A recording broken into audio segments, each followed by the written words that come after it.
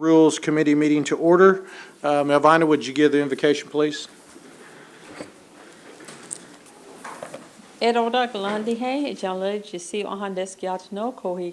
Nimna data dostan heldi do hest oswatli. Lord, just thank you for all your blessings, Lord, that you have bestowed upon this nation. Lord, without you we couldn't have done it. But Lord, remind us, Lord, that we not lean on our own understanding, Lord, but guide us and protect us from each. Sometimes those fiery darts come in our way, but Lord, just lift us up above all the woes, for we're doing the betterment of our people. Lord, we just ask be with us in your name. Amen. Shelley, will you do roll call, please? Yes, sir. Mike Shambaugh. Here. Johnny Kidwell. Here. Sasha Black Fox Qualls. Here. Danny Callison. Here. Julia Coates. Here. Joe Deere. Mike Dobbins. Here. Kevin Easley. Here. Lisa Hall. Daryl Legg. Here. Dora Petzkowski. Here. Cody Poindexter. Joshua Sam. Here. Melvina Shotpouch. E.O. Smith. Here. Kendessa Teehee. Victoria Vasquez. We have a quorum. Okay, if you had a chance to look at the minutes, could I have a motion, please? Have a motion and a second. All in favor to approve the minutes? All opposed? Motion carries. All right, first up from the Marshal Service, Marshal Shannon Buell. Good afternoon. Hey, Shannon. Besides the monthly rules packet that you all have in front of you, we've also appointed a second deputy marshal to do SORNA in the south. So SORNA is Sex Offender Registry. What they do is it's a marshal goes out and do compliance checks, make sure that any sex offender that's on the sex offender database is in compliance. We had one for quite a while now, but trying to cover 14 counties with one is problematic. So one of our newer officers wanted to do that. He lives in Sequoia County, so he's handling the bottom part of the tribe, and then our older one that's done it for a while is covering the north. The older one's in process of training the newer one. So we're excited about that. It'll split it up, make it a little easier for that marshal. But other than that, if there's any questions you have for me or my staff, I'd be more than happy to answer them. Does anybody have any questions for Marshal Buell? All right, good report, sir. All right, thank you. From the Office of the Attorney General, Chad Harshaw.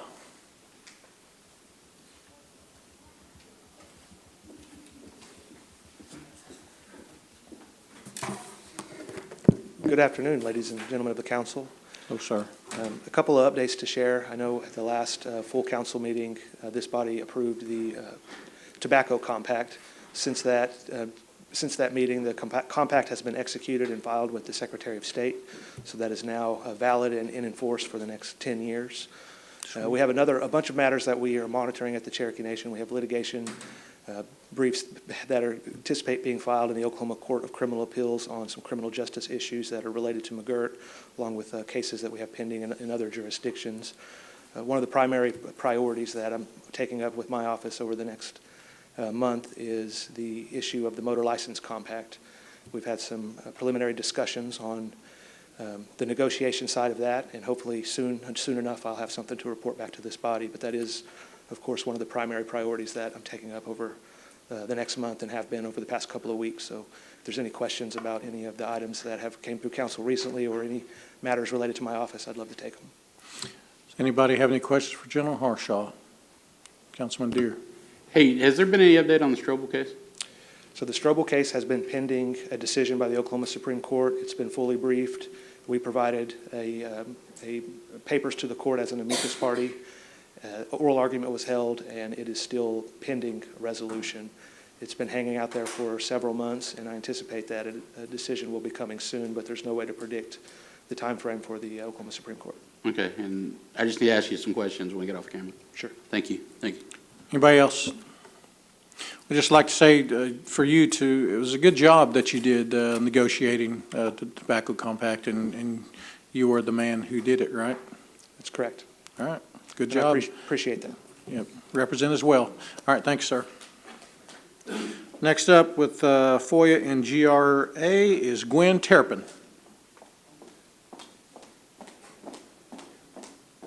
Good afternoon. It's good to see all of you. You have a copy of my report, and I'll try to answer any questions if you have any. Does anybody have any questions? Good report. Thank you. Thank you. Short and sweet. From the Tax Commission, Sharon Swepston. Good afternoon. Good afternoon. And I believe you do have my report and just a couple of highlights in there on revenue and taxation, mostly retail sales. We have almost a 4% increase compared to this time last year for January. And in the motor vehicle, we are right at a break-even point compared less than 1% difference. So we are right there with both of those. And I would like to thank everyone that attended the event for the Appreciation Day for the schools. If you didn't get to, you missed a really good day. We had a very good attendance and very proud of what the nation was able to do to help the schools. Does anybody have any questions for Sharon? Joe?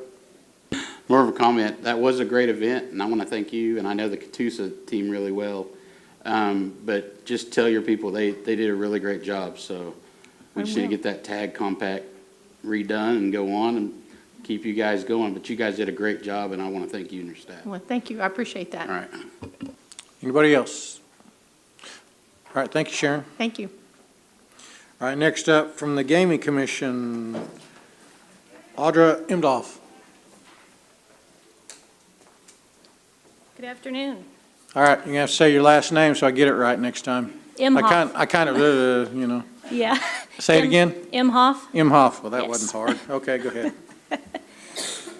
I make have it submitted my report. I'd be happy to answer any questions. A few highlights from my report. Our next commission meeting will be held next Friday, April 5th at Hard Rock in the multipurpose room. It's at 9:30. We are in the process of backfilling some of our positions for both our main office as well as positions that are located at the casinos. And our audit department is near the end of our cage audit, and we'll have that final audit report completed and ready for the commission's approval soon. They have also begun the gaming promotions audit. They'll be going out to the casinos doing field work for that pretty soon. Our licensing department participated in a virtual training with NIGC last week. The training topics that were discussed included background investigations and defining license classifications for key and primary management officials. And our compliance department continues to review policies, upcoming marketing promotions and tournaments from C&E, as well as fulfill their duties at the casinos. And I'd be happy to answer any questions you have. Does anybody have any questions for Audra? All right, thank you, ma'am. Good report. Thank you. All right, from Human Resources, Samantha Hendricks. Good afternoon. Good to see everyone today. You have my report. I'll be happy to answer any questions related to my report, but just a couple of things to note. Of course, I've always come with a couple of things. That we are continuing to do open interviews every Tuesday from 2 to 4. So welcome any of those that would be in the HR office here in Tahlequah. So welcome to have those applicants stop by. The second thing is that we continue to take applicants by text to apply, which is this 97211, Cherokee Jobs. It's what they text to 97211. And then also shout out to the team. Of course, I have a wonderful team I'm working with, doing a lot of mentorship, training, really setting a strong foundation with the HR team. And then, of course, I always want to mention the college internship program. We've changed one of our avenues to recruit those in, to list those jobs on our site individually so people can easily get to them. And those are listed, and we're accepting applications. So. Does anybody have any questions for Samantha? Go ahead. Thank you. On the terminations, do we follow up with exit interviews on those? I can just barely hear you, I'm sorry. The exit interviews? There We seemed do. to be a large number in the past month, so I didn't know if there was a trend that you were seeing. I don't really have an answer for that right now, but we do exit interviews as far as on that piece, and I can certainly look at those trends. I mean, I look at them regularly, but it's not something I prepare to come talk about, so. Thank you. Anybody else? All right, thank you, Samantha. Okay, thank you. Have a good Easter. Thanks, you too. That brings us up to old business. Number one is for discussion only, an act implementing the court on the judiciary as mandated under Article 8, Section 5 of the Constitution of the Cherokee Nation. John Young, or Council Attorney, would you tell us where we're at on that? This is something we've been working on since back in October. As you can see, it's a requirement from Article 8, Section 5 of the Constitution. It's been quite a long time coming. It is a very unique piece of legislation because it regulates judicial conduct. So with that in mind, I've looked at it quite a bit, Councilor Easley's looked at it quite a bit, and as well as the Attorney General's office, mostly attorneys, putting their input on this. And I feel like we have a pretty good working product so far. I will note, though, that what you have in your book, we have a substitute that I think should be arriving by email soon. And that will, I assume it will be that version or one close to it that will be put on rules next month for a vote. But this one's come a long way. It's a pretty detailed animal, so I'm pretty confident with what we have so far. Okay. Is anybody, Councilman Callison? Yeah, John, when you picked the committee that they do on, did we recognize that it was going to be lawyers that were on the committee and there were going to be one that not, instead of just 2 people from each division? Well, on this one, it's split. It'll be 3 non-lawyers, 3 lawyers, and those 6 pick the 7th. And the substitute version, the 7th, will be an attorney as well. So it'll be a mix of 4 attorneys and 3 non-attorneys on the actual court itself. Thank you. Councilman Kidwell. Mr. Speaker, thank you. This is a great collaborative effort by everybody. I've had a chance to take a look at it. I know that Councilor Easley will have something to say in a little bit, but I appreciate Attorney Young, everyone working on that. And I know the executive AG, even the Bar Association, everybody we've kind of got something to move forward and agree on. And everyone will have a chance to read this for the next rules. And I know that we'll be putting that in everyone's inbox and letting you take a look. If you need a hard copy, let Shelley know. But looks like we've got something we can roll forward with. But that's all I have to say, Mr. Speaker. Thank you. Councilman Easley. Yeah, I just want to voice my support for the amended version that's going to be coming out that'll be up for vote. As John Young had said, there's been 3 of us that have kicked this thing around for months now. It's pretty difficult to get 3 lawyers to agree on anything. It sometimes may take an act of Congress, which in itself seems to be impossible sometimes. So we've all 3 kicked around this language. It's come a long ways since October when there was a lot of concerns, and I'm very comfortable with this. Obviously, open to discussion, open to do further amendments if councilors see issues with it.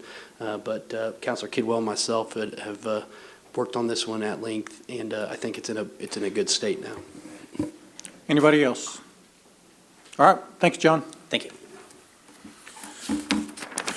Okay, number 2, Victoria, would you take that, please? Certainly. This is a resolution confirming the reappointment of Vivian Cottrell as an advisory member of the Cherokee National Treasurers Advisory Committee. Put that in the form of a motion. Second. We have a motion and a second. Any discussion? Is Vivian here? All right, come on up, Vivian. Tell us a little bit about yourself. Where to start? I'm a generational basket maker. I've been a national treasurer for 29 years. I've been weaving baskets for 52, and it was an honor for me to serve on the committee. It's been a experience, a good one. Very difficult during the selection process. There's many very talented individuals, Cherokees, that are practicing. That makes it difficult to just select 3. So, do you have any questions for me? Well, I'll just say that, you're very qualified, and that's why I'm supporting you. Thank you. Anybody? Victoria? Yes, I have known and exhibited at art shows with Vivian for many years, and I'm always impressed with the crowds that she draws because she does a unique form of traditional basket weaving where she gathers river cane, which is one of the most difficult materials to weave, and her work is highly collectible, and she is highly qualified for this. So, thank you. Thank you.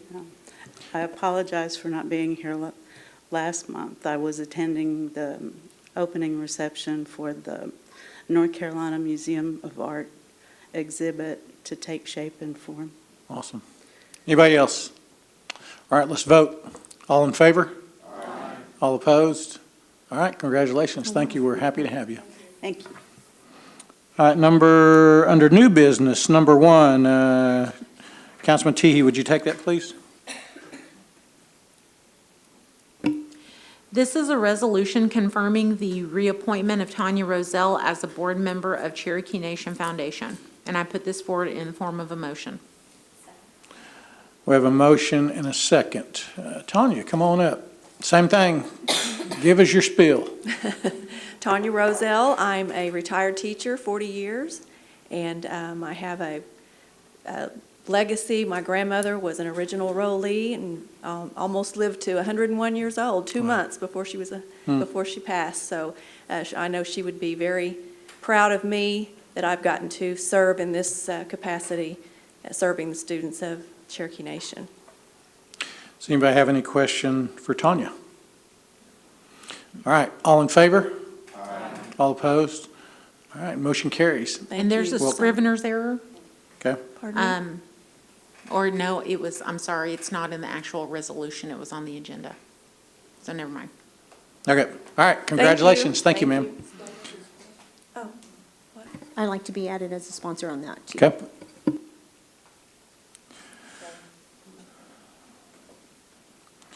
All right, number 2 under new business, Councilman Easley, would you take that, please? This is a resolution in support of a partnership with Rogers State University to support the construction of a STEM education facility and create pathways to health and allied health education. Put this in the form of a motion. All right, discussion. Go ahead, Councilman. Sure, yeah. I just want to say this is another one that we've been working on for some time, and this means quite a bit to RSU and to my district in Claremore. And I know the speaker has been working on this, Councilor Callison has been working on this, and this is something that's near and dear to me and will have great impact on not only RSU, but on Cherokee Nation. And it is very, very rare that you're going to have a university that will have a STEM building to the quality of what RSU is planning on having. It is going to rival the other large public universities in the state of Oklahoma. And just like anything, any kind of recruiting when it comes to young talent, you can have great professors, which RSU's got, but you got to have facilities. And this is going to help them create a facility that is going to bring generational talent to Cherokee Nation. And we already are training doctors in Tahlequah, and we are now going to be training kids with for STEM degrees in Claremore. And whenever this building is complete, at some point in time, there are going to be kids that go to that STEM building and learn, and then go become doctors in Tahlequah. And nurses who are greatly needed that are going to go to this building and then go to the great nursing program that RSU has. This is an investment in our whole reservation. I'm so proud of this. I ask for everyone's support on it, and this will further strengthen the ties between Claremore and Tahlequah. And I'm very, very excited about it, so hope for your support. Councilman Callison. And not to do on Councilor Easley's comments, but also, you know, it is the reservation to the northern end of the reservation, university it's on. It's named after a famous Will Rogers, you know. So, you know, with that said, they've got out offices in Pryor, Bartlesville, I believe. You know, the northern half of the reservation, RSU really takes care of us, and it's a really good situation for us to be a part of. And as Councilor Easley said, you know, the nursing, I think they just got accredited for their engineering department too as well, which was very difficult to get a hold of. So, you know, it's an outstanding opportunity. You know, Councilor Deere is also a part of that as well. So we would graciously love your support, I guess. And also that, their nursing school is one of the most respected in the nation. So, and we have a new hospital, and everything I hear is there's, a shortage of doctors, a shortage of nurses. So this could be a really pipeline for us. And, there's a lot of things in the works that is going to be beneficial to both of us. So, yeah, it's a good deal. I'm happy for your district and for the nation. All right, let's vote. All in favor? Oh, I'm sorry, Councilman Deere. Yeah, I added myself as a sponsor. Dr. Rice recently retired, and Easley and Kellison were there. This is a good way for him to go out because he's worked there so long. And Danette Boyle was the vice president, still is. But they had asked about STEM. It probably started 7-8 years ago because of their buildings. And, we talked about this. Us three all have involvement in RSU. But it was a good way when we told Dr. Rice, that we're going to work on this. He was pretty happy to retire, knowing it's going to continue on for generations, and that he did make progress and left a legacy there. So I'm glad to sponsor this to see it because it's going to help our kids from now on. They're also talking about adding a full-time anthropology department. So I've been talking to Dr. Rice about that because you guys know I'm in the archaeology field. And so they're growing, as you can see with the satellites and different things moving on, because they are sort of landlocked, but they're growing and getting more services to our youth. And they've always been a great partner with us. So that's all I had, Chair. Thank you. Okay. Councilman Kidwell. Thank you, Mr. Chair. Councilor Deere sold me. I'd like to be added as a sponsor, please. All right, now let's vote. All in favor? Aye. All opposed? Motion carries. All right, number 3 is for discussion only. Principal Chief's presentation, Q&A on homelessness and implementation of the crisis shelter revision of LA-01-22 Housing, Jobs, and Sustainable Communities Act. Chief, take it away. Thank you, Mr. Speaker, members of the council. I appreciate the opportunity to present on this subject. I do have a PowerPoint, and I'm not very good at PowerPoints, but I do have help, fortunately. So Deputy Secretary Montgomery is going to help us go through the slides. What has brought me before you is the Housing, Jobs, and Sustainable Communities Act authorized a $10 million crisis shelter to address homelessness or domestic violence. So that was in the law, authorized at $10 million. That was funded by American Rescue Plan Act funds.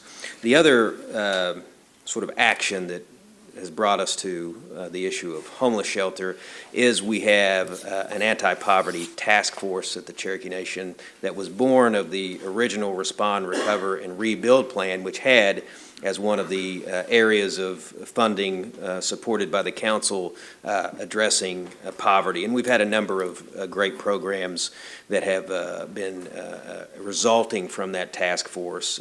For example, many of you may have heard of the Bridges Out of Poverty program, which is an example of how we took some of those ARPA dollars and I think in a very thoughtful way, the team that was on the task force created that program. And I've met people who've gone through it, and it seems to be an effective program. It's the sort of thing that as we get through ARPA, we look back and say, well, this is the sort of thing that was so effective, we want to continue it.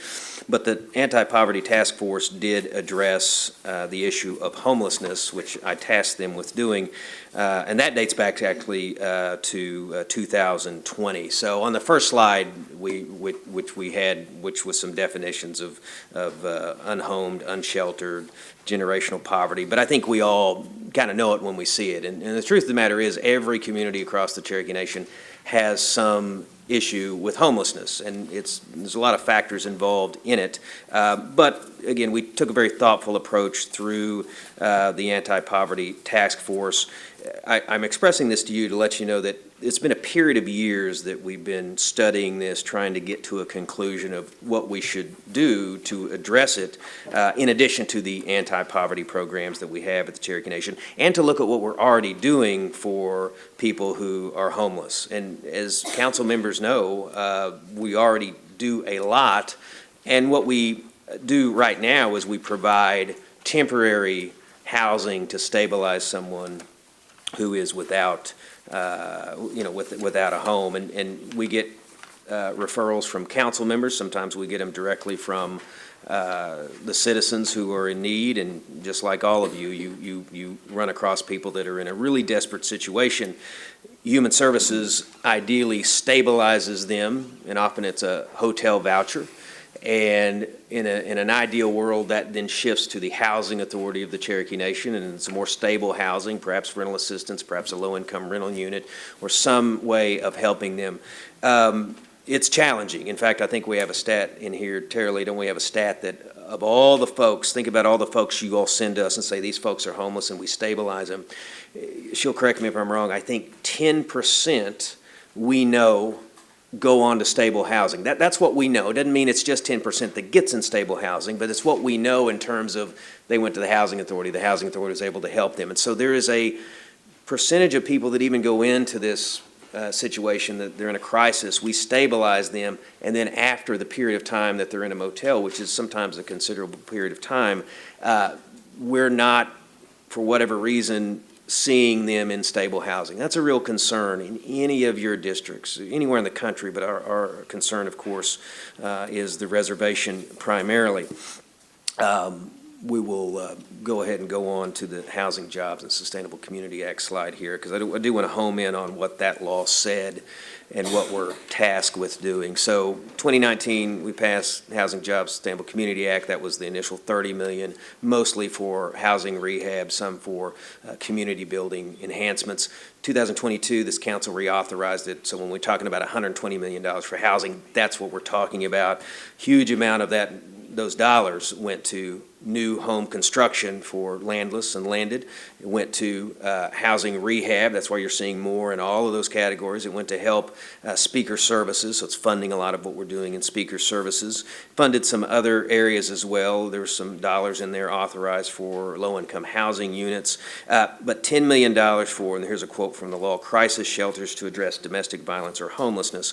When it comes to constructing a facility, $10 million, as we know, doesn't go very far. So what we have looked at is where can we make the most impact, mindful that this effort to potentially build a crisis shelter is the first chapter, not the last chapter, in a long story of how we address homelessness across the reservation that's different than we're doing now. Keep in mind, as you all know, and the public should know, we're doing something now. We're doing a lot. But we are doing it in a way that seems to not be as effective as we would all like. Cost a great deal of the Cherokee people's money in terms of the vouchers that we're providing. And so the approach was, let's look at where there is a problem that really is just about flying off the page in terms of the stats. And Cherokee County is certainly one of those areas. Not the only area. I mean, if you look at the stats, there's other areas where we're seeing the kind of problems that we see here in our capital. And so it's not that we just want to help the Tahlequah community or Cherokee County, but it's that we know the problem is here. And there's another reason that we would perhaps start with Cherokee County. A lot of what we want to achieve through a homeless shelter is not simply substituting a homeless shelter for a motel room and just, well, which one of them works better. We want to have a little more of a holistic approach. We can do that best initially in this manner. We could build the facility. We can do a lease or a contract, rather, with a provider that sort of knows what they're doing, but it's not the Cherokee Nation directly doing it. We can also provide the wraparound services that we have readily available here.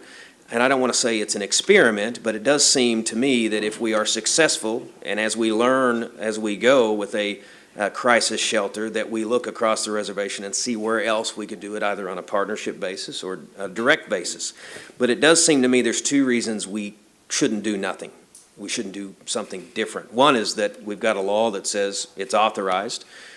The second reason is that I do think we have an obligation to do something more with the homeless population than we're doing now. I think staff is doing their level best. This council appropriates a great deal of dollars that goes to help people. But I think we have to do something more. And I think if you go in this community and others, you see that. So that's the challenge that we are faced. And I think the other part in terms of the urgency is these are ARPA dollars. We are to the point where all of the ARPA dollars need to be obligated, particularly in capital projects. And so that's why, it's not the only reason you see this, but the reason that you see so much housing happening now is because we've been working up against this ARPA timeframe. And the reason you see a lot of other capital projects coming to a point where we're getting the contractors, because we've been working up against really a deadline that's not officially now, it's at the end of this calendar year in terms of having things obligated, but now is when we have to do it. And so that's why I initially was coming to the council with a proposal that in the city of Tahlequah, we, at Phoenix Park, next to the police station, we get that land from the city, we build the crisis shelter. Part of the city's interest is to move their ball fields to a new location. And so there's an economic development and public recreation component to the plan I was going to and may still bring the council for consideration, which is they'll move their ball fields off Phoenix Park. We would provide a substantial gift to the city of Tahlequah for them to build that softball park, wholly unrelated to homelessness, other than the land needs to be, they need to move their operations and they need some dollars to do that. And we have an interest in public recreation and economic development, which that sort of a softball facility would bring. That location seemed to be, when you're talking about homeless shelters, you're talking about, a collection of choices that none of them are ideal in a community to put a homeless shelter in. But that particular place is near the police station, right next to the police station. And it did seem to us that that was an opportunity to invest in a crisis shelter and see if we can do something more and different for the homeless population. And Terry, if we could get to the slide which talks about what we're spending on homeless Cherokee citizens right now, and I think that's a significant number that I would like you to focus on for just a moment.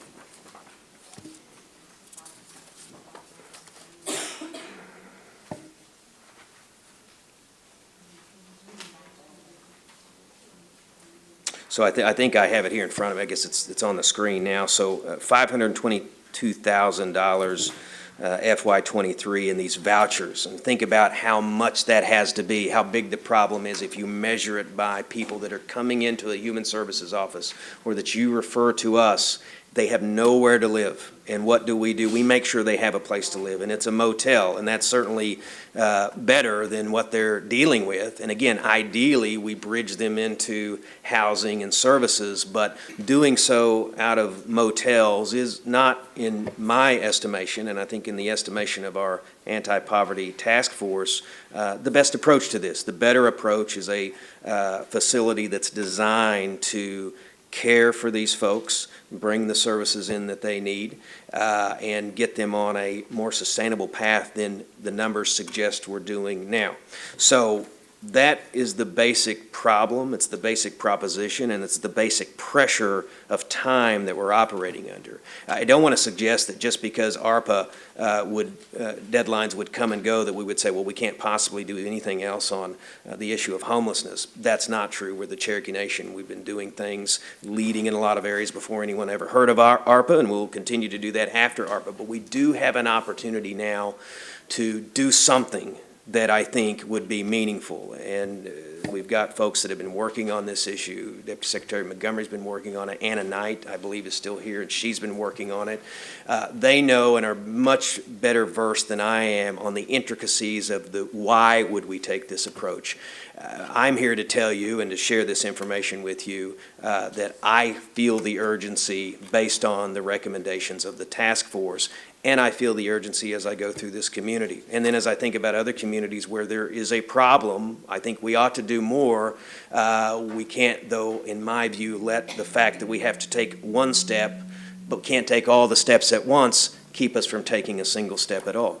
So what I would like to do in the next month, and again, I have to check to make sure we are even in time to do this, is to bring this idea in front of you. But before I did that, I wanted to sort of outline what I see to be the problem. I wanted to remind the council the amount of money that we spend right now and to share with you that it's not as effective, in my view, and in the view of the task force, as it could be if we were to build a crisis shelter, do it in a thoughtful way, bring in a partner who could operate it, and I think make a positive impact for this community, and then see where else we could do it. At the end of the day, we want guidance from the council. And wherever this shelter is, a council member represents that area. It will mean something to that council member in terms of having it in their district, both the pros and the cons of having a facility like that. And we need to hear that. And I don't think there's there's no dim view of saying, well, here's the cons to having a shelter in either my district or my community or anywhere in the Cherokee Nation. There are surely pros, and I think the thoughtful approach that we've been taking for, again, a period of years points me to there is a net positive benefit in doing this. But I wanted to sort of bring it out, Mr. Speaker, for discussion. And I would ask Deputy Secretary Montgomery or Ann and I if they had anything to add, but they certainly can help field questions. But I really do want to hear what the council may be thinking about this. It's not a speak now or forever hold your peace, but I did want some feedback. And I also thought it would be good for the public to know what 17 people in this room, myself, and staff knows, which is that we work every day on the issue of homelessness. You all know that. The public may not always know that, but we spend a lot of resources doing our level best with the system that we have to help our brothers and sisters who are homeless, and it could well be any of us, any of our loved ones, because it is folks that live on the margins. You all know this. People would be amazed at what happens to cause a person to be homelessness. Sometimes it's one bad break by a person who's living economically on the margins, and it could happen to just about anyone in the Cherokee Nation. So, Mr. Speaker, I'd open up to questions, comments, but I do want to have this opportunity to get that feedback. Questions for Chief. Councilman Callison. Chief, will this be, we mentioned motels, will it be small houses? Will it be dormitory type of deal? We mentioned putting families. Sort of tiny houses that we would, but then we bring our wraparound services in. Part of that makes it more sustainable. This is something I always kind of advocated, serving on the Community Crisis Center there in Miami. I saw the need then, and then working as a patient service advocate, there's several people would come through the day, needed a place to stay, and it is very much needed throughout the community, and that, I think this is really a good project. Well, thank you. Mr. Speaker, we're going to put up a slide that breaks down by county the motel vouchers for FY23, so you can get a sense of where the need seems to be the most. But certainly any questions or comments while we're doing it. So there's an idea of what's going on in your districts based on the county account. As you can see, there's a significant number in Cherokee County, but it's not alone. I would like to say that that comes up to like 2,420, and if only 10% are actually receiving regular full-time housing, that only comes to like 240. Yep. And if we did have a facility that could actually navigate these people through housing authority or different social services departments, career services, or anything that we have that might be able to get them substantiated, those numbers could really increase, and we could see even a bigger success rate. Now, I know some might be situational homelessness, and they go back to their house that may have burned down, but a lot of it is chronic homelessness, and so that is a very, very low success rate in my mind out of 2,040 that we're getting all over the 14 counties. Definitely, I'm a champion of this for sure. I would definitely want us all to make the right decisions when it comes to this and make sure we don't build it too small. I mean, because we may have to ship them in from other counties. We can't afford to put them and put them everywhere, but.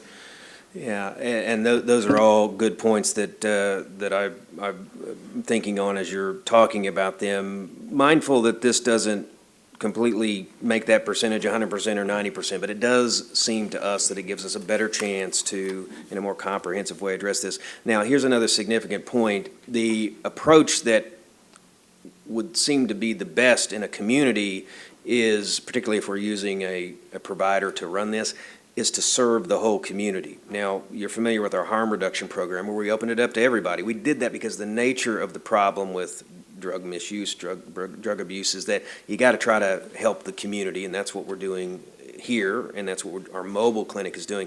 The thought here is this would be a shelter that would be open to all. I think we certainly prioritize Cherokee citizens, but this is a problem that, whether they're Cherokee or not, is affecting every community. We can't, of course, provide all the wraparound services, but I think when you're partnering with the community, making it available to non-citizens makes some sense to me. Councilman Callison, follow-up? Yeah, Chief, I'm also a big supporter of this, but it would be a point to where would our, like, career tech, career services, maybe helping them find a job or helping them find a career, is this one way that we can get in and we can help these folks where in a hotel we don't? And we're expecting them to come to us and we would have them right there that we could actually be in, hands-on with them? Absolutely, Counselor. So these idea of wraparound services, which is career training, housing, and potentially a host of other things, including some healthcare services they may not be accessing, it gives us a better chance to do it in a comprehensive way when they're in a facility. We do enjoy some success for those that are in motels, but as you say, they got to go here or there. And for us, going here or there is not much. For them, it might as well be 1,000 miles away. If we can bring it to them, it does seem to us that it could make a big difference. Follow-up, Councilman Legg. And, you know, they say, you know, if you build it, they will come. I would really like for the main source of referrals for these folks to come through our Human Services Department. You know, we don't want people from Western Oklahoma coming here or Texas coming here just because we have a facility. I would really like to take care of our own as much as possible. I know there's got to be a percentage of those that, like those that are non-native are not going to be able to come through our Human Services Department. Right. So we would need to figure out a way of maybe Tahlequah or Cherokee County DHS working with our Human Services Department and figuring out maybe a percentage of how many Cherokees are we going to serve compared to the rest of the population, and make sure they are formally residing within our area, because we just don't want to build this thing and then every transit that comes off I-40 knows of it and comes over here and clogs it up, and now we can't put our people there. Yeah, that's a fair concern, and it's one of those concerns that it seems to me you're not suggesting this, we shouldn't let that get us to a, no, we can't do this, but we do have to structure it in a way, and I would invite Deputy Secretary and Anna to weigh in on the thoughts on how we would manage if the non-Indian and Indian population in a shelter like this, but we can, as they're coming up, we can go on to any other questions. Councilman Kidwell. Thank you, Mr. Chair. Chief, excellent, excellent presentation. I appreciate it, and I know that we all do. My question kind of goes back, leans into what Councilor Legg was mentioning before.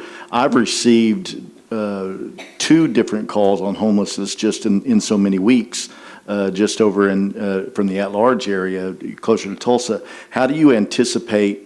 Do you see this being a more residency-based program? I know that we mentioned Western Oklahoma earlier. That came from one counselor. But is there going to be a mechanism by which to help all Cherokee citizens regardless, or are we going to focus on reservation on a residency base like many of our programs are? Well, I think in a perfect world, we will have crisis shelters that are situated such that there's not a region that is without some direct service. We're not going to get there this year, even with this shelter. But, so that's one thing, is we need to build to a point where we're covering the reservation.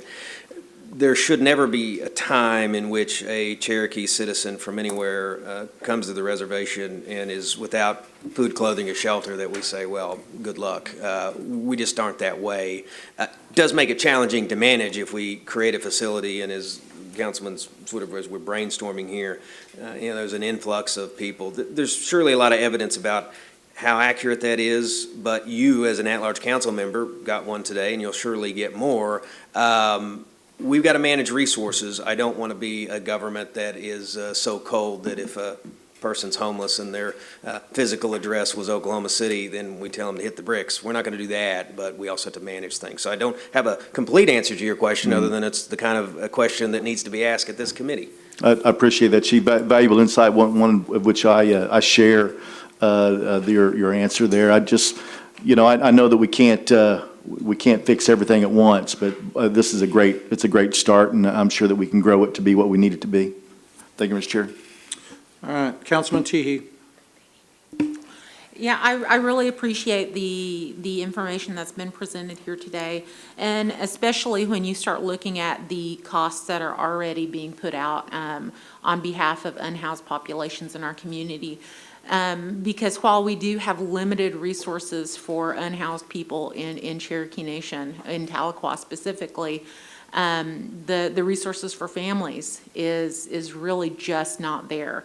And so I think the question that we have to ask ourselves is that we know that people are suffering, and we are able to provide this resource. So I think that we, by Cherokee cultural principles, we're supposed to struggle together. We're supposed to hold one another up. If one of us falls, we all fall.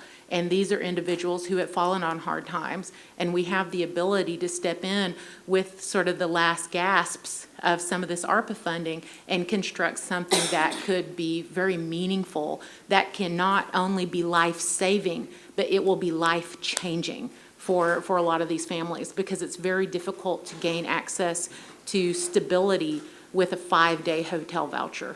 And that is something that I've run into with a number of our citizens.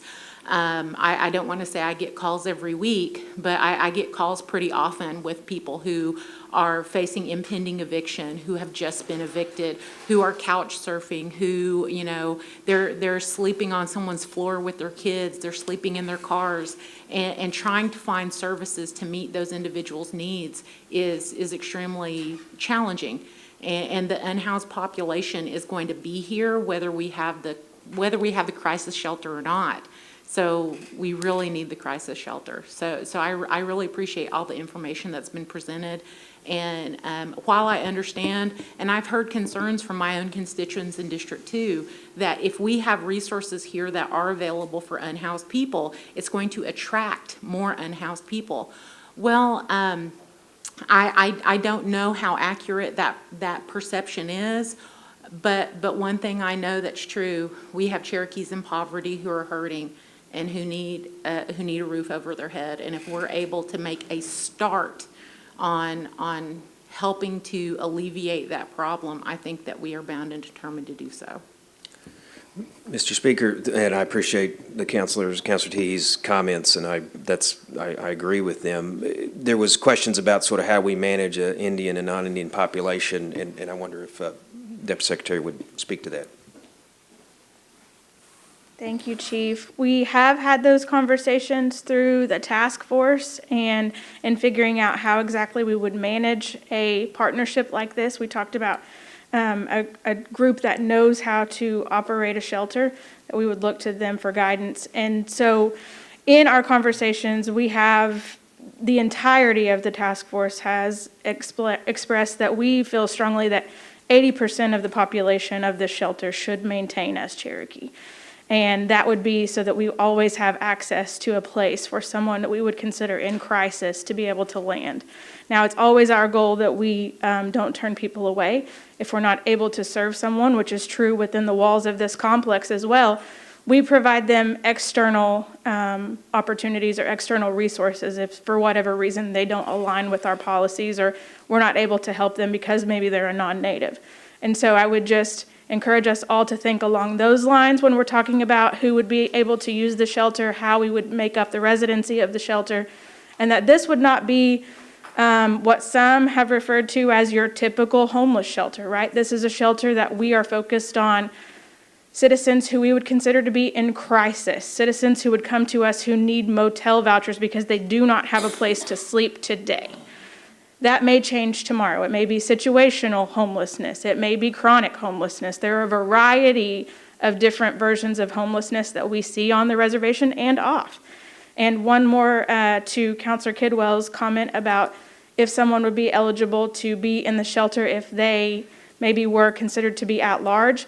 If a person is coming to us and identifying themselves as unable to find a place to shelter in a day's time, then their previous physical address is irrelevant to us at that point. We do consider them to be in crisis, and if you don't have a place that you're able to get your mail today, then that is a concern for the Cherokee Nation.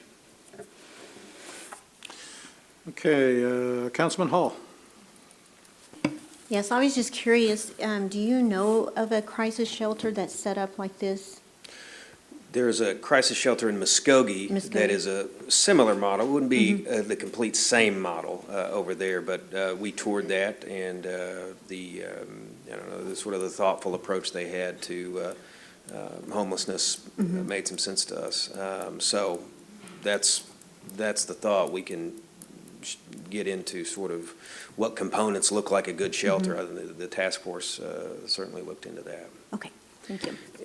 And Mr. Speaker, if I could mention the slide that was up, I was focusing on the direct voucher spend, which is $522,000. So is that over $500,000 there? Over $500,000 on the staff that works in this every day. We have 7 staff members, and then nearly another half million on client services outside of the vouchers. And so what we're talking about here is not just $500,000 a year. We're talking about $1.5 million a year in terms of what we do. So just to put a little finer point on the spend there. Okay, EO. Yes, I was sitting here looking at this number here. Sequoia County is 529, but population-wise, we're one of the smallest counties. But in the number of vouchers we put out, we're in 3rd place. So that shows that there is a very big need for that. And I'm gonna bet you a Coke, there's not a day goes by that either me or Councilman Legg don't get a call about somebody wanting a room. And in visiting with other, and this is Cherokees, and in visiting with other cities along I-40, these people are getting off I-40 at Vian, especially coming through, and we've asked them where they're going, trying to help them and everything. They're going to 10 Killer to camp out because they heard they could go up there and camp for free somewhere. But that's a completely different problem. But Vian right now has more homeless people in it than it's ever had before. And Gore and Weber, all these towns along I-40 are being invaded by this. But this percentage-wise, I bet Sequoia County is up there, and it is a problem. And I would support it 100%. Thank you, Councilman. Councilman Deere. So we talked about it being in Tahlequah. Tulsa has a huge population of homelessness. Would we set up like J.W. Sam or somewhere in there for transit if it's a Cherokee citizen? Because obviously if they're homeless there, they're going to have trouble getting to Tahlequah. So maybe put that in their discussion, how we would deal with that. Even down there where EO is, if they have somebody and the only place I got is Tahlequah, I mean, we can't do it as a counselor bringing people up here, but specifically for Cherokee citizens. Okay. Not just homelessness, just for Cherokee citizens or a family that's distraught or domestic violence, things like that, to cover their immediate transit. It might be 45 minutes if somebody needs to come from Tahlequah to Tulsa or Tahlequah to Vian or wherever. The second thing, the voucher system, I deal with a lot of homeless people in crisis in Tulsa, and the voucher system works, but then it doesn't work because if a family's there for 2 weeks, they're expected to get a job, they're expected to get this and really quick, but if you got a lady with 3 kids and then they go back to Catoosa Human Services, they say, well, we can't expand it maybe to 4 weeks, but that's all we got. And then they're done, they can't go back. So that's what we run into with the voucher progress. On the wraparound services, you said Cherokee Nation will involve their wraparound services. Would they be on site as like the one in Tulsa where they would literally be on site 24/7, or is this going to be like during the day? Well, it'll be staffed 24/7 in terms of the wraparound services, and our task force members, including Terry Lee and Anna, can fill in the blanks here. But the services, at least here, are close enough where staff could go there. I don't know if we're going to have staff embedded, if that was the idea, but we're close here now. Yeah. Elsewhere, we'd have to think about embedding staff. And the reason why I ask that is because the provider, because if you're gonna have a provider, maybe they have the wraparound services, and then we can supplement whatever they have going on. So we have a guy, you know, Chris Taylor, the Seven Feathers Award, has Therapeutic Life, and he's working on one in Tulsa, and it's gonna house 6,400 beds. And he has wraparound services planned to be inside showers, but each person, every day they go, he's on a point system. So if you come help with the deal, you get 2 hours in the library, or you get, you know, access to whatever it is, but it's a building thing. If you go to therapy, if you go to the mental health, if you go to drug addiction, or if you go help at another homeless shelter, he does it on a point system, which makes them have ownership of it, not just using the facility. And a lot of it's billed through Medicaid, and that's how he will supplement that. So that one is located right downtown. He's still in the process of building. I've talked to Corey Bunch about it, because he's acquired a building through SBA. And of course, every building down there is just horrible. But I know the wraparound service, he's gonna leave on site. And each person will have a card identity, because then you get into human trafficking, there's people watching how many's 14 years old, how many 16-year-olds coming through the lunch line, and all of a sudden they leave out the back door and then they disappear and you never see them again. So security is a big high limit deal there. So those are just things, just putting them out there since they're doing this. I mean, I'll be more than glad to ship some from Tulsa, but you know, if I need to be Cherokee, Melvina said she's good. But that's all I had, Chair. Victoria.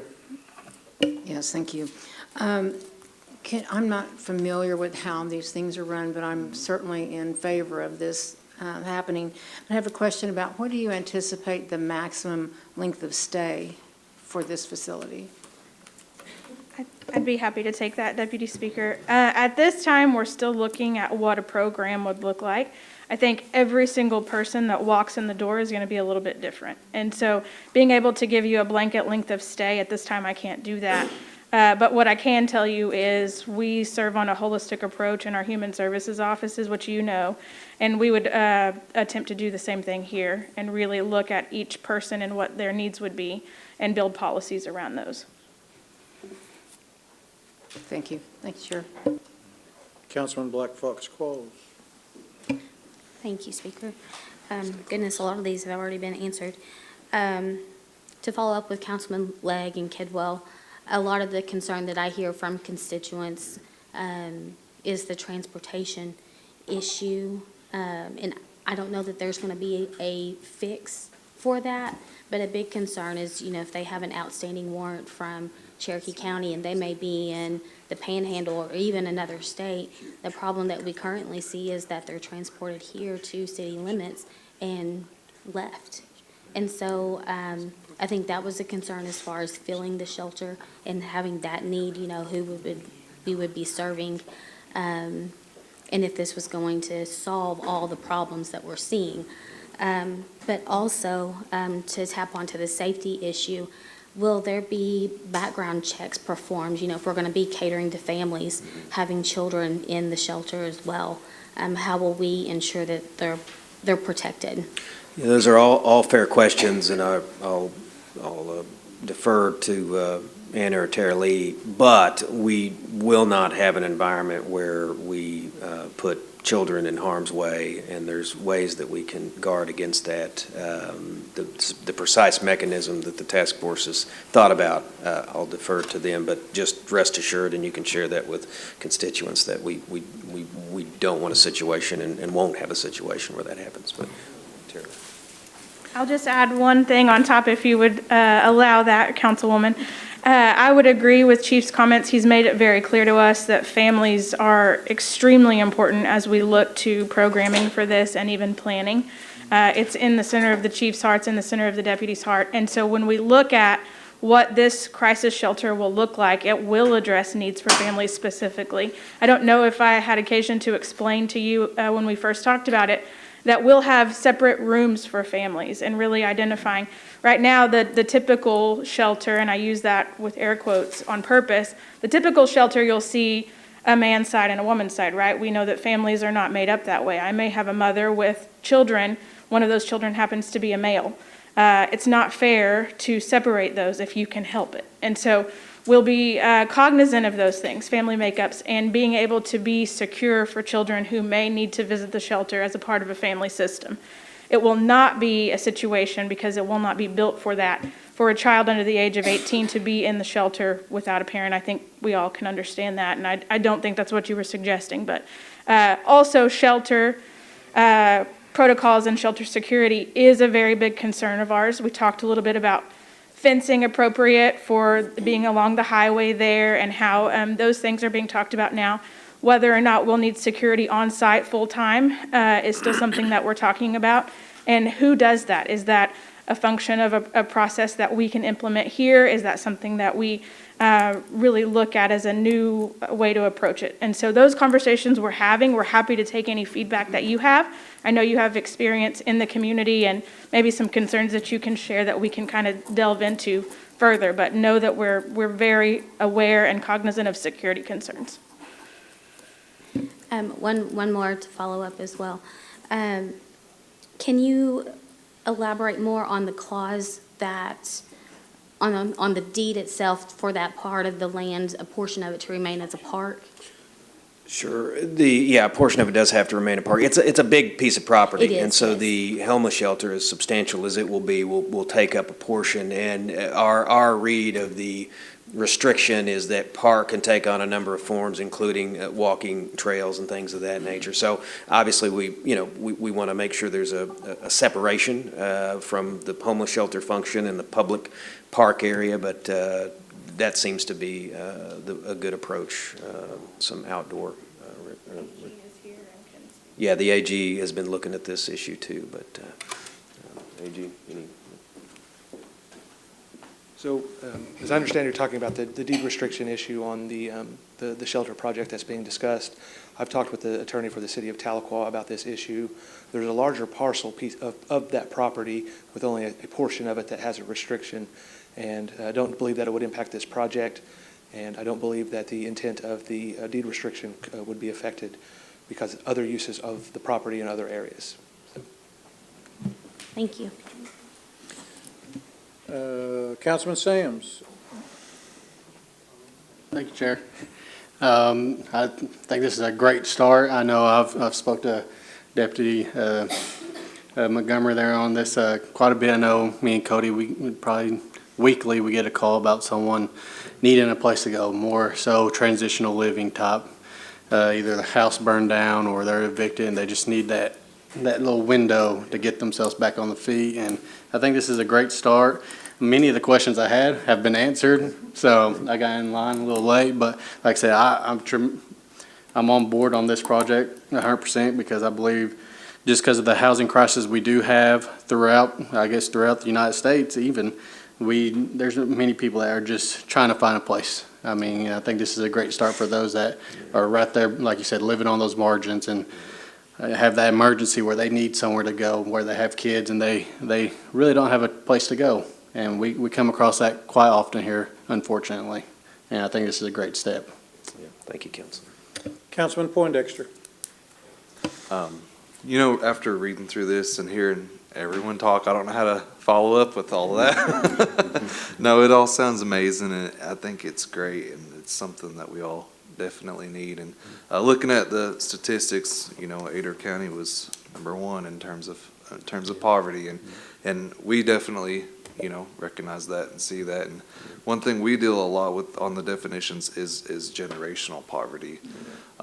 That's something we've often talked about privately, and it's like, how do we, what's the answer? We try to do the best we can to solve the issue because it's something we really care about. And I think this is a great start, and it sounds to me like this is more on terms of transitional living, and I'm pretty excited to see something like this happening. So thank you. Thank you, Council. Daryl. Sorry I'm so talkative on this issue, but, situational and crisis is one thing. Chronic homelessness sometimes is by choice, whether it's through behaviors, drug addiction, or mental health. There's some people that don't want to change.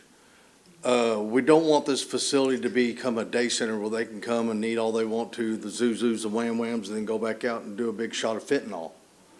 You know, now if they're wanting to change their whole environment and we can do the holistic approach where we can send them through behavioral health and they agree to some things, that would be great. But I think right now we need to focus on the situational and the crisis. Maybe it can grow into something else, but y'all, there's a lot of people that are homeless because they want to be homeless because they don't have no rules, you know. Their transit, they just go from wherever they can to, I know our number is 56 in South Salt, but if you ask the Shed, it's 80 homeless people. And they're not from South Salt. They live under our brand-new interstate. They live across the street from Hardee's in the field. You can see their blankets. And every morning, they go to the store and get a free cup of coffee. Then they walk downtown to the Shed, who I contribute to give out free food. So I don't want a pattern developed like that. This can be a very successful model. And we just got to be, you know, careful and do it right because we don't want this to become a failure and then get criticized for it. You know, and we always do things very well at Cherokee Nation. And sometimes that's hard to say about anybody that's homeless, but yeah, sometimes it's by choice. You know, so just something to think about. Thank you, Council. Anybody else? Well, gosh, I don't know where to start. You know, this is a good thing. And if you look at the United States and across the nation, some of the biggest problems that we have is homelessness. And, you know, if you go to Northwest Arkansas, if you go to Tulsa, I promise you there's somebody on every intersection, not just one, just every. So that's how big it is. Now, I think that the Cherokee Nation, the way we respond to things, I think we do it better than the government. I just think we do. You know, and everything major like this will have pluses and minuses, and there are pluses and minuses to this, what it brings and who you can serve. And I promise you, I dealt with a lot of homeless situations in the past for a long time. And if the one thing I learned was if there's a safe place where a homeless person can go, they know where, and they will come. And, you know, there were certain parts in even the small town of Jay where you'd stop somebody on the road. Who are, you know, I don't know you.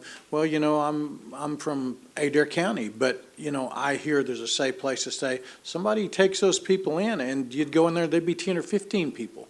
You know, so there's a network where they know where they can go. And, you know, when you get into situational and crisis situations, we all deal with that. And, you know, with DHS does a good job as far as having just people 24/7 to do that. I think it's a bad idea. You know, it's kind of like DHS when they transport. They don't have somebody sitting there around waiting to transport. They have people who do that, but they don't have a station you can walk up into and say, I need to be transported. I think you're asking for trouble by inviting it. Yes, we want to help, but we don't need to put ourselves in a bad situation and where that's all we do. And I promise you, this is going to be a big deal. I am totally in support of it, but it brings a lot of negative too. And, you know, we don't want to be a soup kitchen. In my opinion, we don't want to be a soup kitchen, but we want to have some type of program where you try to help the homeless be more self-sufficient. I mean, that is important as opposed to a free meal, because, you know, DHS or our human services will tell us, you know, we can get them motel rooms for 2 or 3 days, but what are they going to do after that? You know, it's a Band-Aid. It doesn't solve anything except for those 2 or 3 days. So there's a lot of things going on, but I think the biggest thing that's going to help us out is third party. There's a third party running this, correct? Correct. Yes, Yeah. Mr. Speaker. That's a big deal because, you know, but at the same time, we're going to have to be on the same page as that third party too. And, you know, and when people start finding out, well, you know, 20% non-Cherokee can come there, I promise you there'll be 80% wanting to come. They will. That's just the way it is. So that's some of the negative that comes with it. But again, every start, you know, there has to be a start of everything good. And I think this is a start of something good. I think there'll be a few pains. I think it's going to bring some rough situations to us. But if we're actually going to do what's best for our citizens and we're going to help them be more self-sufficient, I can't think of a better way to do it. We just have to understand that there's going to be negative, and it brings it. Whenever we start doing this, and I don't remember who said it, but whenever we build something, it better frickin' be big enough.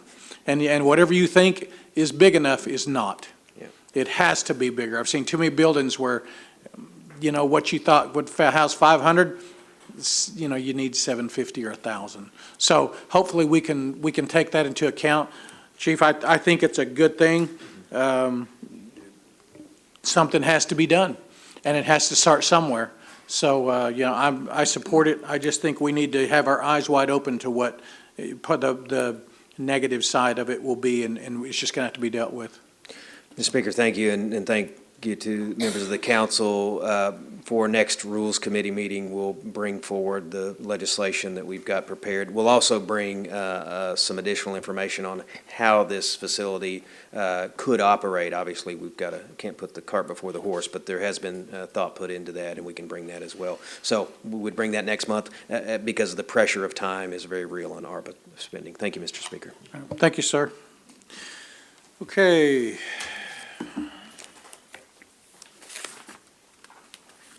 Are there any announcements? It's a good discussion today, and a lot of good points brought up, and that's a good thing because, everybody comes from just a slight different angle. It's good to hear all those different points, talking points. Okay, our next meeting is tentatively scheduled for Thursday, April 25th at 1 p.m. Can I have a motion to adjourn? I have a motion and a second. All in favor? All opposed? We're adjourned.